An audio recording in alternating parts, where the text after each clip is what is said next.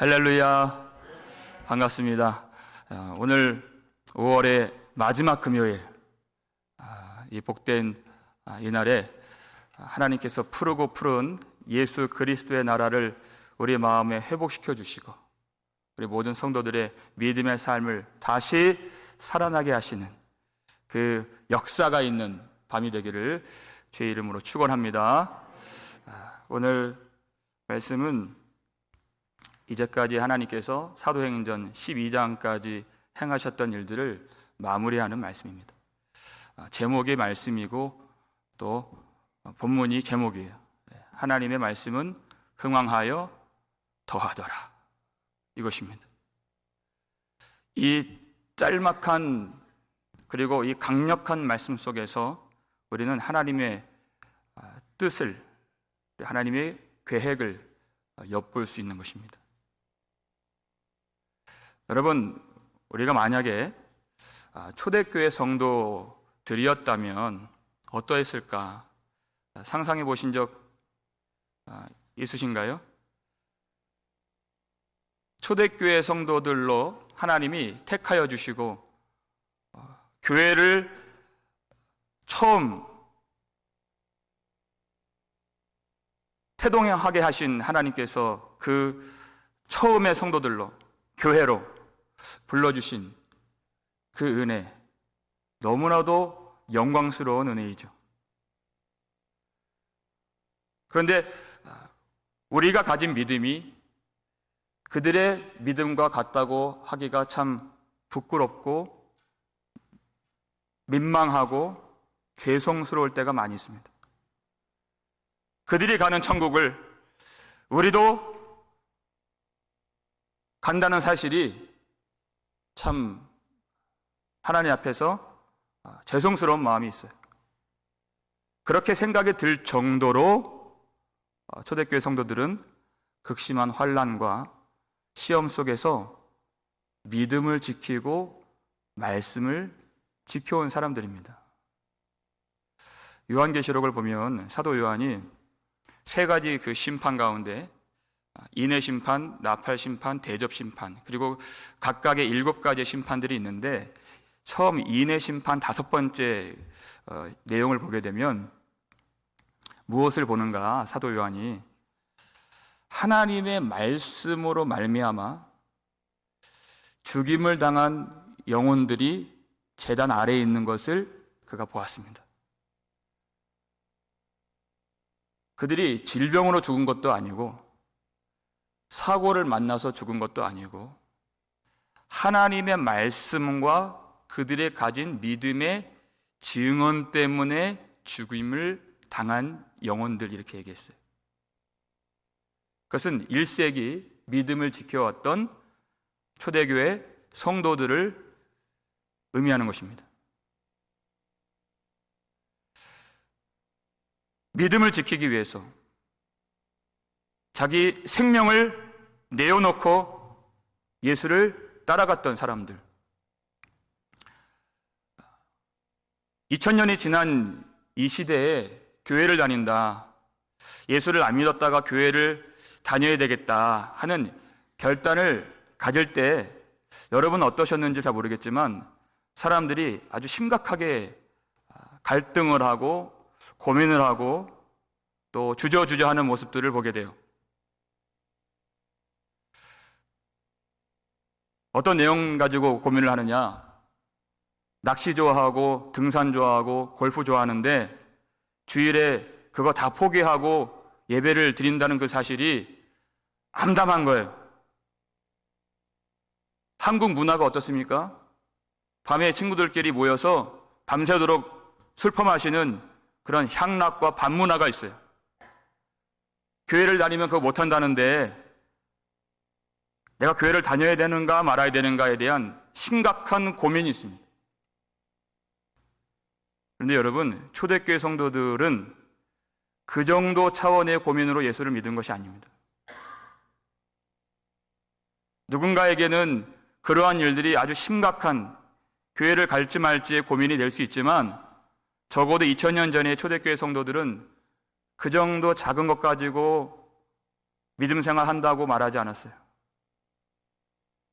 내가 황제를 주로 삼을 것인가, 예수를 주로 삼을 것인가? 각각에는 각각의 보상이 있어요.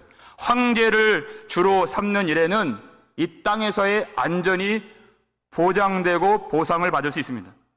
그런데 우리 만주의 주 예수 그리스도를 주인으로 삼고 왕으로 모시면 땅이 아니라 하늘에 있는 안전과 복락을 허락받고 그 영원한 생명을 누릴 수 있는 것입니다. 그 대신 이 땅에서는 어렵고 고통스럽고 힘겹고 환난과 시련 가운데 놓여지게 되는 그런 일을 감내하는 것이에요. 이 차원의 고민을 가지고 예수를 믿었다는 것입니다. 사람들은 예수를 믿으면 형통하고 잘 먹고 잘 사는 것이 나타나야 많은 사람들이 교회 안에 들어오고 예수를 함께 믿을 것이라고 생각을 해요. 근데 하나님은 그렇게 생각하지 않으십니다. 오히려 성도들 인생 가운데에서 극심한 시련과 또 위협과 위험한 일 당하는 것을 허용하실 때가 참 많이 있다는 것입니다. 그래서 요한이 본 초대교회 성도들 중에서 순교받은 자들이 제단 아래에서 하나님 앞에서 간절하게 소리치면서 외치는 내용들이 있다는 것이에요. 그것이 요한계시록 6장 10절 말씀이죠. 뭐라고 외치는가? 이렇게 외쳤습니다. 하나님께 읽겠습니다. 큰 소리로 불러 이르되 거룩하고 참되신 대주제여 땅에 거하는 자들을 심판하여 우리 피를 갚아주지 아니하시기를 어느 때까지 하시려 하나이까 하니 그랬어요.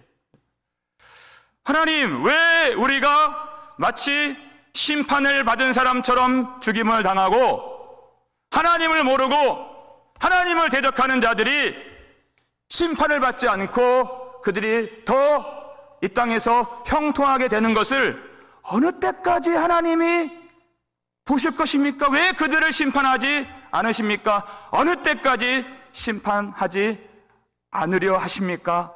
이렇게 호소한다는 것이. 이들은 하나님의 말씀에 나와 있는 하나님의 공의를 정확하게 믿는 사람들이었습니다. 하나님을 멸시하고 하나님을 대적하고 또 하나님을 사랑하는 자들을 죽이고 그들의 피를 흘리게 만든 그런 원수들을, 대적자들을 하나님이 반드시 멸하신다고 약속해 주셨습니다. 그 공의로운 심판 언제 이행하시겠습니까? 하고 제단 아래에서 소리를 지르는 것이에요. 그때 하나님의 응답이 왔습니다. 하나님 뭐라고 응답해 주셨을까? 11절 말씀 볼까요? 읽겠습니다. 각각 그들에게 흰 두루마기를 주시며 이르시되 아직 잠시 동안 쉬되 그들의 동무종들과 형제들도 자기처럼 죽임을 당하여 그 수가 차기까지 하라 하시더라. 아멘. 이것이 하나님의 응답이었습니다. 첫 번째, 그들에게 흰 두루마기를 주시며 하나님이 순교자들에게 옷을 주셨다는 것입니다. 지난 시간에 헤롯이 두루와 시돈 사람들 앞에서 연설을 할 때 왕복을 입었다 그랬어요. 왕복은 누가 입습니까? 왕이 입는 것이죠. 두루와 시돈 사람들이 양식이 끊어졌어요. 그래서 다급한 마음에 이제 헤롯 왕을 만나고 싶은데 만날 수 없잖아요. 그러니까 왕의 신하, 최측근 신하예요. 블라스토에게 읍수하고 굽신굽신 거리는 거예요. 왕을 좀 만나게 해달라고. 그러니까 이 블라스토는 왕의 문고리를 잡고 있는 최고 권력을 가진 사람이에요. 왕 다음에. 그런데 이 블라스토조차도 왕복을 입을 수 있나요, 없나요? 못 입습니다. 옷이라고 하는 것은 그 사람의 신분이에요. 지위입니다. 권위예요. 영광이에요. 문고리 권력을 갖고 있어도 왕복은 못 입어요. 블라스토가 왕복을 입는 순간 그것이 반역이 되는 것입니다. 왕복은 왕만 입을 수 있는 것이에요. 그런데 요한계시록에서 흰 두루마기는 누가 입으시는가? 부활하신 예수님이 입으시는 하늘의 왕복이란 것입니다. 그걸 주시는 것이. 그것은 지위예요. 영광이에요. 신분이에요. 권위입니다. 부활하신 예수 그리스도의 옷을 입는 것이에요. 무슨 얘기입니까? 예수 그리스도의 신분과 똑같은 신분을 갖게 되는 것이에요. 예수 그리스도의 영광과 똑같은 영광을 누리는 것이에요. 예수님 앉으시는 그 보좌에 이 성도들이 똑같이 앉게 되는 것입니다. 예수 그리스도가 누리시는 그 왕권을 이 성도들이 똑같이 누린다고 요한계시록에 약속해 주고 있는 것이에요. 이것이 성도들이 받을 수 있는 가장 큰 위로가 되는 것입니다. 하나님은 가장 믿음 좋은 자들에게 가장 큰 영광과 복을 내리시는 하나님이십니다. 성도들이 받을 수 있는 가장 큰 복과 위로가 무엇입니까? 예수님의 의가 나의 의가 되는 것입니다. 예수님만이 입으시는 옷. 헤롯은 자기 왕복을 입다가 죽었습니다. 블라스토조차도 입지 못하는 그 땅의 왕의 왕복을 어찌 하늘의 왕의 왕복과 비교나 할 수 있겠습니까? 비교할 수 없을 만치 영화롭고 영광스럽고 거룩하고 의로운 하늘의 왕, 하늘의 임금 예수 그리스도의 옷을 성도들에게, 순교자들에게 하나님이 주신다고 했어요. 예수 그리스도의 영광이 우리의 영광이 되고 예수 그리스도의 신분이 우리의 신분이 되고 성도가 누릴 수 있는 가장 큰 위로는 우리가 완전히 예수 그리스도를 얻게 되고 우리가 완전한 예수 그리스도의 소유가 된다는 사실입니다. 이것보다 더 큰 위로는 없어요. 그것이 하나님이 첫 번째 순교자들에게 주시는 응답이었어요. 그 두 번째 응답이 있습니다. 다시 한번 11절 말씀 볼까요? 계시록 6장 11절 말씀 뒤에 보면요, 아직 잠깐 동안 쉬되 그랬어요. 아직 때가 차지 않았다. 어느 때까지 기다리느냐? 그들의 동무종들과 형제들도 자기처럼 그들처럼 죽임을 당하여 그 수가 차기까지 하라 하시더라 그랬어요. 기다리라. 순교자의 수가 차기까지 기다리라, 그 뜻이에요. 누가요? 그의 동무들이, 그의 형제들이, 그의 가족들이, 그의 교우들이, 성도들이 그와 같이 여러 사람이 아직 죽어야 그 때가 오리라 하신 것입니다. 요한이 이걸 봤어요. 여러분, 요한의 가장 가까운 동무가 누구입니까? 요한의 가장 가까운 형제가 누구예요? 야고보잖아요. 야고보가 이 말씀 그대로 순교를 당한 것이에요. 사도행전 12장에서. 그 순교자의 피가 뿌려져야, 그리고 더 많은 수가 차야 하나님의 뜻이 완성되는 것입니다. 교회는 어느 토양에서 자라는가? 순교자의 피가 뿌려지는 그 땅에서 교회는 자라게 되어 있는 것입니다. 하나님의 뜻은 거기에서 성취가 되는 것이에요. 순교자의 피가 뿌려진 그 터 위에 교회가 세워지게 되는 것입니다. 그러면 그 죽은 자들은 어떤 영광을 받습니까? 예수 그리스도의 옷을 입고 하나님의 인침을 받으며 하나님 보좌 앞에 엎드려서 그들이 크게, 요한계시록 7장에 보면은 그들이 14만 4천의 그 천상의 예배자가 되어 아멘, 영광과 찬송과 지혜와 감사와 존귀와 권능과 힘이 우리 하나님 여호와께 세세토록 있을지어다. 아멘. 이 찬양을 그들이 부른다, 이것이. 밤낮 없이 감사하며 기뻐하며 감격하며 하나님을 영원히 예배하며 하나님의 복을 누릴 수 있는 영원한 위로와 안식이 그들에게 주어지게 되는 것입니다. 그러면 그들의 피를 본 하나님께서 이제 예수 그리스도와 더불어 왕권을 누릴 때 하나님이 마지막 날 이행하시는 그 심판에 그들이 참여하게 된다고 말씀하셨어요. 왜? 그들은 이 원수들의 그 핍박의 박해로 죽음을 당했기 때문에 그들이 증인이에요. 그들의 피가 증거예요. 그래서 마지막 심판날에 그들이 그 심판에 참여하게 되는 것입니다. 예수 그리스도와 함께 왕권을 누리면서 하나님의 뜻 성취하는 가운데에서 멀리서 볼 뿐만 아니라 그 속에 들어가서 구원의 증인이요 심판의 증인으로서 그들이 하나님께 영광을 누리는 것입니다. 이것이 하나님이 교회를 세워주시고 성도를 택해 주신 하나님의 뜻과 계획인 것입니다. 헤롯은 교회를 죽이고 하나님의 말씀을 잔멸하고 이 땅에서 완전히 박멸하고자 야고보를 죽였습니다. 그리고 베드로를 죽이려고 했습니다. 그리고 하나씩 잡아다가 죽이고 이 땅에서 교회를 완전히 없애버리려고 그가 계획을 했죠. 그가 잔혹한 칼을 들었을 때 복음을 찔러 수 있었습니까? 아니요. 하나님의 말씀은 흥왕하여 이렇게 되는 것이에요. 절대 복음을 찌를 수가 없다는 것입니다.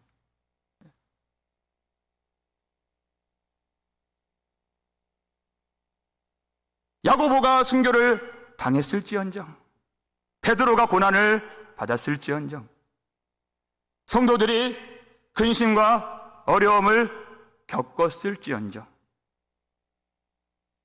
이 교회를 전혀 해하지 못하고 오히려 하나님의 말씀은 흥왕하여 그 성도의 수가 더하더라, 이 역사가 나타나게 된 것이에요. 절대 헤롯은 복음을, 교회를 찌르거나 해할 수가 없었다는 것입니다. 그리고 누가 죽임을 당했습니까? 헤롯 자신이 하나님께 영광을 돌리지 아니함으로 그가 심판을 받은 것이에요. 헤롯의 죽음은 하나님이 약속하신 그 수가 찬 후에 행하실 최후의 심판의 예고편이요 본보기가 되는 것입니다. 그것이 헤롯의 죽음이에요. 오늘 이 본문에 나오는 아주 짧은 말씀이지만 두 가지 동사가 눈에 띄어요. 하나님의 말씀은 왕성하여, 흥왕하여, 더하더라. 이 두 가지 동사가 있어요. 흥왕하다, 더한다. 사도행전을 쭉 읽다 보면 이와 비슷한 내용들을 우리가 곳곳에서 발견하게 됩니다. 대표적으로 사도행전 6장 7절 말씀이죠. 읽겠습니다. 하나님의 말씀이 점점 왕성하여 예루살렘에 있는 제자의 수가 더 심히 많아지고 허다한 제사장의 무리도 이 도에 복종하니라. 아멘. 그랬어요. 자, 두 가지 동사가 여기도 나오죠. 첫 번째 왕성하여, 두 번째 많아지고 그랬어요. 네. 왕성하여, 오늘 본문에 나오는 흥왕하여랑 같은 단어입니다. 네. 아웍사노라고 하는 헬라어예요. 같은 단어예요.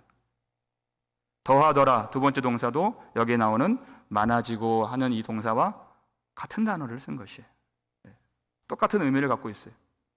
여기서 특별히 왕성하다, 아웍사노라고 하는 이 단어, 흥왕하다, 이것이 무슨 뜻을 갖고 있느냐, 어떤 이 생명체가 있다면 이 생명체가 거침없이 생명을 바라면서 자라는 모습을 보여주는 단어예요.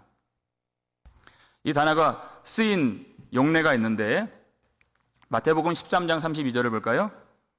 읽겠습니다. 이는 모든 씨보다 작은 것이로되 자란 후에는 풀보다 커서 나무가 되매 공중의 새들이 와서 그 가지에 깃들리느니라. 아멘. 그랬어요. 여기 자란 이렇게 되어 있죠. 아웍사노, 똑같은 단어.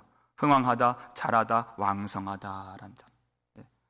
무슨 비유예요? 겨자씨 비유죠. 여러분 겨자씨 보셨어요? 노트에다가 볼펜으로 한번 딱 찍으면 그 점 같은 그 정도 크기가 겨자씨입니다.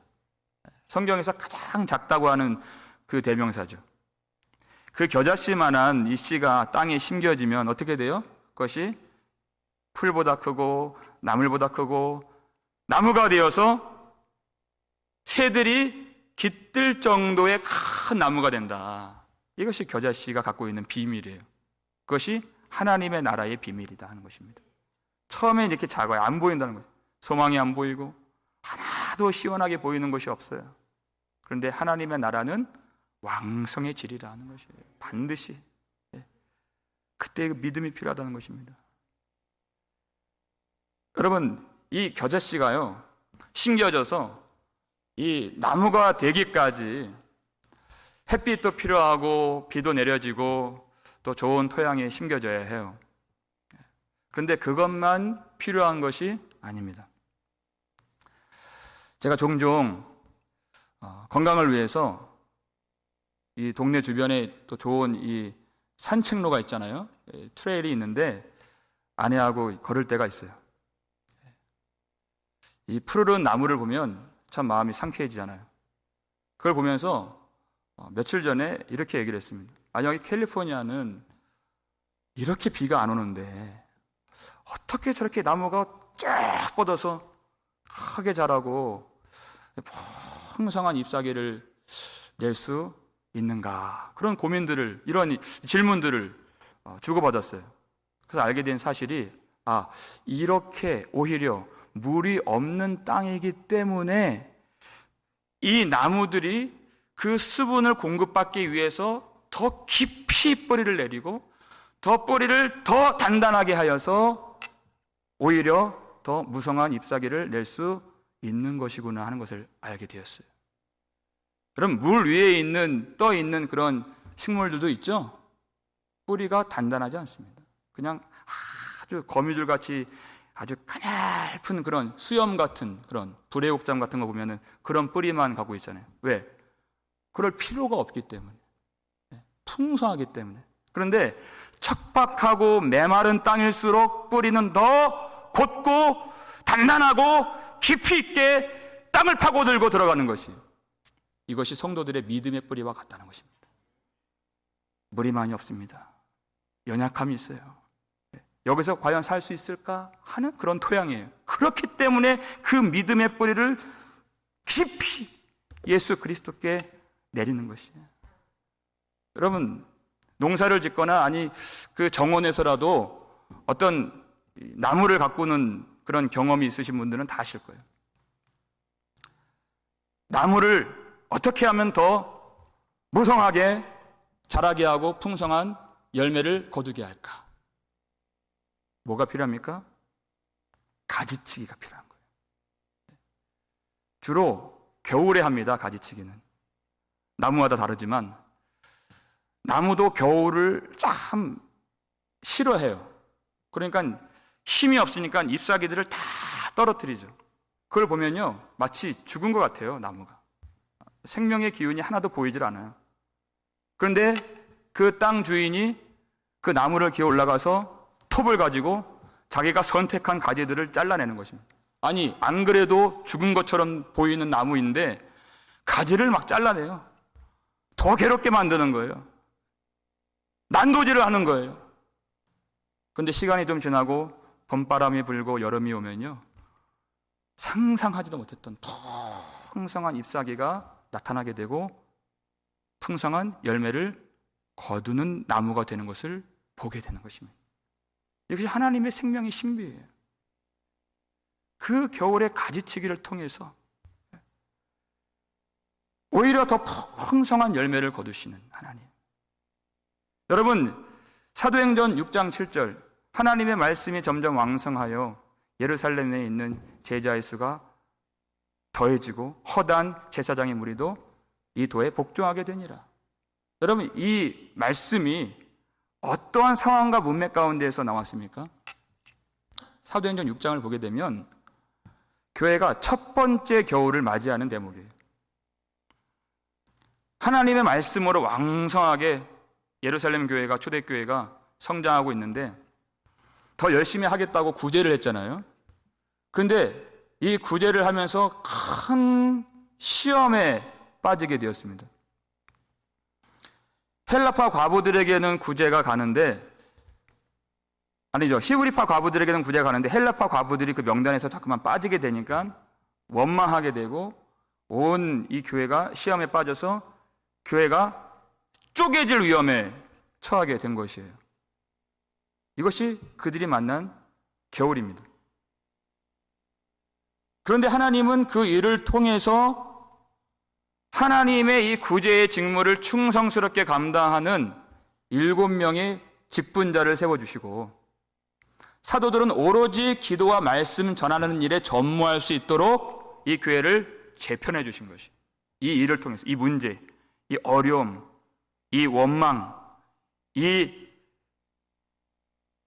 겨울의 이 쓰라림을 통해서, 그랬더니 이 말씀이 나타나게 된 것입니다. 하나님의 말씀이 점점 더 왕성하여 예루살렘에 있는 제자의 수가 더해지고, 그랬어요.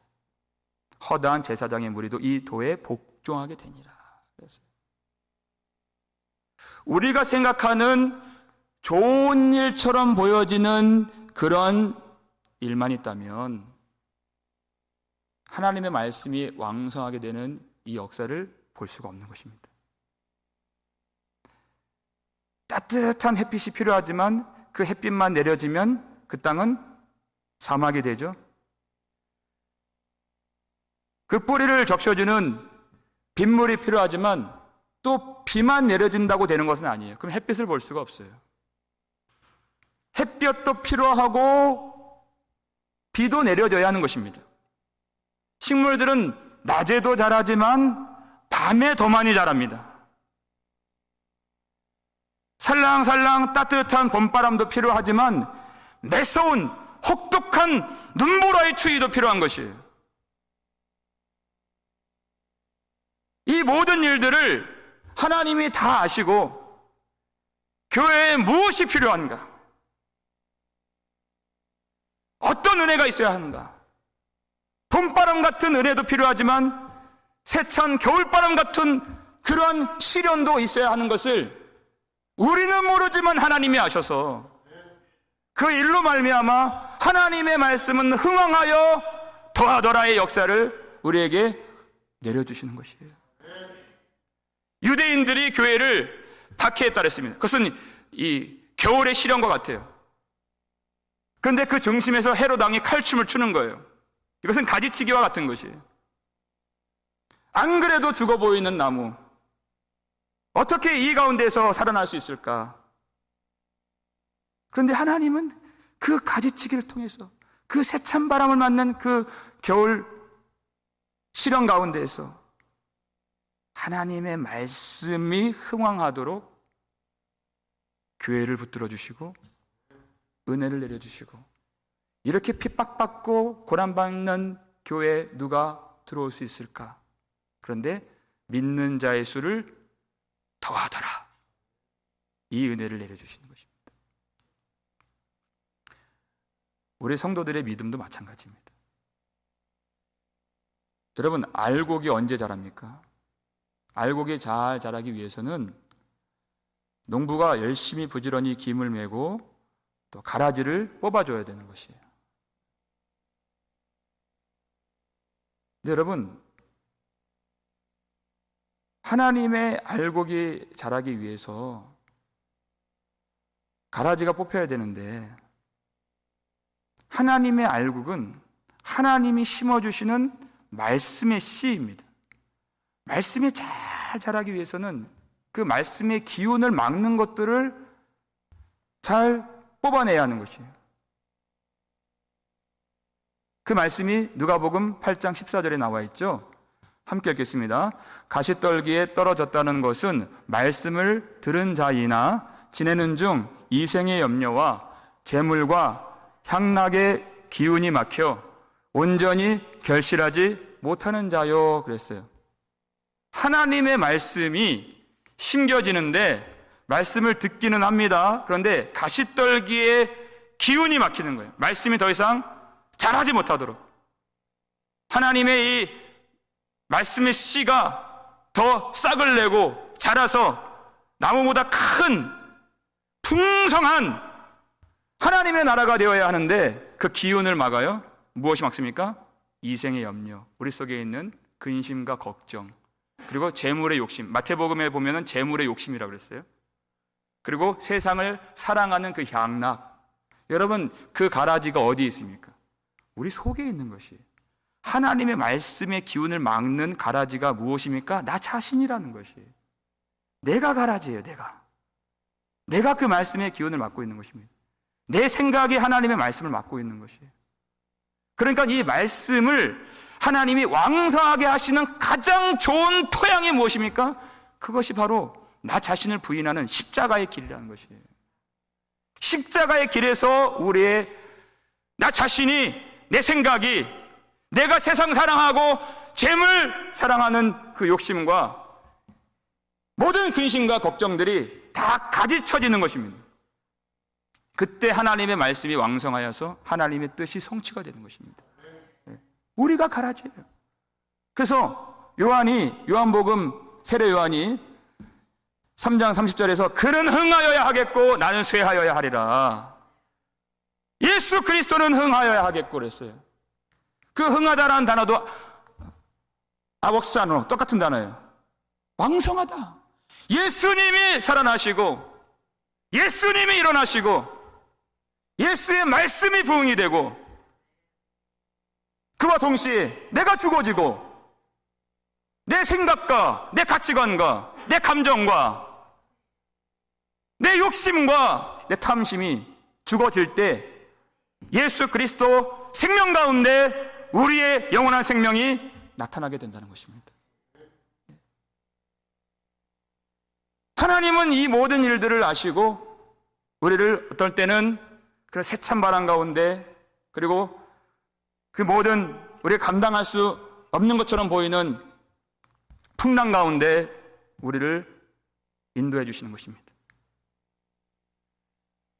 우리가 이 팬데믹 이 사태를 맞이해서 과연 이런 시대 가운데에서 교회가 어떻게 생존할 수 있을까? 믿음을 지킬 수 있을까? 하는 염려와 고민들과 생각들이 다 있습니다. 온 세상의 교회는 심각한 위기를 만났습니다. 하지만 그것이 하나님의 위기는 아니라는 것이에요. 하나님께는 팬데믹이 없습니다.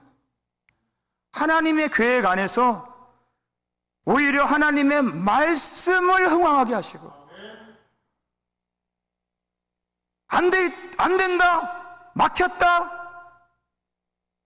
할 수 없다, 소망이 없다, 가망이 없다 생각되는 그 지점에서 오히려 하나님의 뜻이 성취가 되고 믿는 제자의 수를 더 많아지게 하시는 하나님을 경험할 수 있어야 되는 것입니다.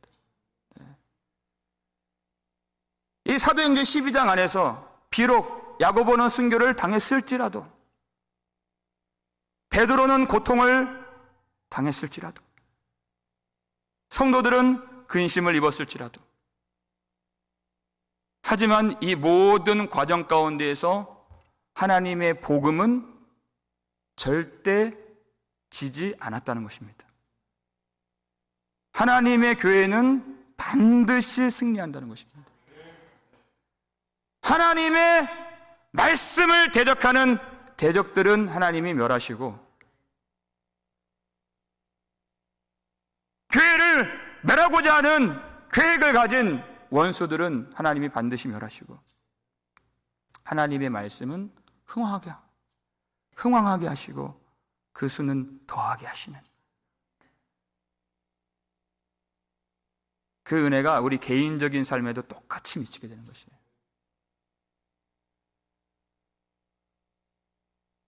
우리가 하나님의 말씀을 믿고 따라갈 때 이해할 수 없는 그런 시련들을 많이 만납니다. 또 우리가 그런 성도를 보게 되면 어떠한 위로도 할 수 없고 조언도 할 수 없고 큰 도움이 되지 못하는 그런 연약함을 항상 우리는 보게 되는 것입니다. 우리 인생에서 하나님이 가장 사랑하시는 하나님의 백성들이, 하나님이 가장 기뻐하시는 하나님의 자녀들이 왜 이러한 일을 당해야 되는가? 하나님 어찌하여 왜 나를 죽이려 하시나이까? 어느 때까지 하시려 하십니까? 이러한 절규와 고백들이 우리 인생 가운데 나올 때가 있습니다. 왜 그렇게 하시는가? 우리의 힘으로는 하나님의 말씀을 붙들 수가 없어요. 우리가 무엇이간데 하나님의 말씀을 사랑한다 할 수 있겠습니까? 무엇으로 내 정욕, 내 욕심, 내 근심 끊어버리고 말씀을 찾고 붙들고 구할 수가 있겠습니까? 내가 할 수 없는 것이. 그래서 하나님이 성도들을 붙드시는 그 모양이, 그 축복이, 그 은혜가, 그 보이지 않는 손이 그 길로 인도해 주시는 것으로 나타나는 것입니다. 내가 끊을 수 없어요, 그 욕심은. 이 생의 염려와 재물과 향락과 세상의 자랑과 명예와 이 땅에 있는 하나님을 대적하는 것들을 오히려 사랑하는 그 마음들을 하나님이 버리게 하시고, 하나님이 전지 작업을 통해서, 가지치기를 통해서 잘라내 주시고, 하나님이 우리 마음 가운데 하나님의 은혜가 참으로 꼽힐 수 있도록 하나님의 말씀만 흥황하도록 인도해 주시는 그 길에서 낙심하지 않기를 주의 이름으로 축원합니다. 마치 그 메마른 땅에서 하나님이 지으신 그 나무 한 그루도 그 물을 얻기 위해서 뿌리를 내리고 그 땅을 파고들고 치열하게 그 뿌리를 단단하게 하여서 물을 찾는 것처럼 우리가 하나님의 은혜를 구하며 얼굴을 찾으며 하나님의 말씀을 향한 진지한 고민과 찾음과 부르짖음과 열망이 있도록 인도하시는 이 길에서 하나님은 먼저 하나님의 말씀을 왕성하게 만들어 주십니다. 그래서 하나님의 말씀만 의지하고 바라볼 수 있도록, 그 말씀이 영원하기 때문에 그 말씀 안에서 영원한 생명을 누릴 수 있도록, 말씀 외에, 하나님의 은혜 외에 어떤 것도 바라보지 않도록 하나님이 우리를 인도해 주십니다. 그래서 우리는 고난을 당할지언정 하나님의 말씀은 매이지 않는다 하셨어요. 우리 마지막으로 이 말씀 볼까요? 디모데 후서 2장 9절 말씀 읽겠습니다. 복음으로 말미암아 내가 죄인과 같이 매이는 데까지 고난을 받았으나 하나님의 말씀은 매이지 아니하니라. 아멘. 하나님의 계획은, 하나님의 교회는, 하나님의 말씀은 절대 위기가 없습니다. 우리는 죄인과 같이 매이는 일을 당할 수 있어요. 야고보가 그랬고 베드로도 갇혔고 모든 하나님의 말씀을 사모했던 믿음의 선진들, 허다한 구름과 같이 둘러싼 증인들이 말씀 때문에 하나님의 주시는 믿음을 지키려고 매이는 데까지 가게 되었습니다. 그러나 하나님의 복음은 매이지 않는다 했습니다. 하나님의 복음은 자유가 있고, 하나님의 복음은 영혼들을 살리고, 하나님의 복음은 영원히 우리에게 영광과 생명과 능력과 권세를 가져다 주는 것입니다. 이 백성들은 많은 순간 바울과 같이, 베드로와 같이 그 지하 감옥 속에서도 매이지 않는 복음을 전파했습니다. 초대교회 성도들은 카타콤이라고 하는 지하 동굴 무덤이죠. 그 공동묘지 속에서 믿음을 지키고 말씀을 나누고 그 말씀을 전하고 하나님의 나라를 그 지하 무덤 속에서 경험하게 되었어요. 복음은 매이지 않는 것입니다. 성도의 자유는 누구도 어떤 원수도 빼앗아갈 수 없는 것입니다. 이 은혜를 아는 자가 이 말씀을 어떻게 받고 어떻게 전하겠습니까? 이 예배를 얼마나 사수하고 사모하는 믿음을 그들이 가진 것입니까? 마지막으로 바로 그 다음 절이에요. 디모데후서 2장 10절 말씀 읽겠습니다. 그러므로 내가 택함 받은 자들을 위하여 모든 것을 참음은 그들도 그리스도 예수 안에 있는 구원을 영원한 영광과 함께 받게 하려 함이라. 아멘. 그 은혜가 있기에 내가 모든 수고를 참고 모든 희생을 참고 모든 역경과 시련과 환난을 참고 이 모든 복음 증거에 모든 수고와 인내를 감당하면서 하나님이 구원하시기로 작정하신 택해주신 모든 성도들의 회복과 영생과 구원을 위하여서 이 복음을 전한다는 것이에요. 그러면 그들도 예수 그리스도 안에 있는 구원을 영원한 영광과 함께 받게 하려 함이라. 아멘. 하나님은 많은 사람들을 의로운 대로 데려간 자들을 하늘의 별과 같이 빛나리라 약속해 주셨습니다. 가장 좋은 위로와 가장 좋은 선물과 복을 내려주신다는 것입니다.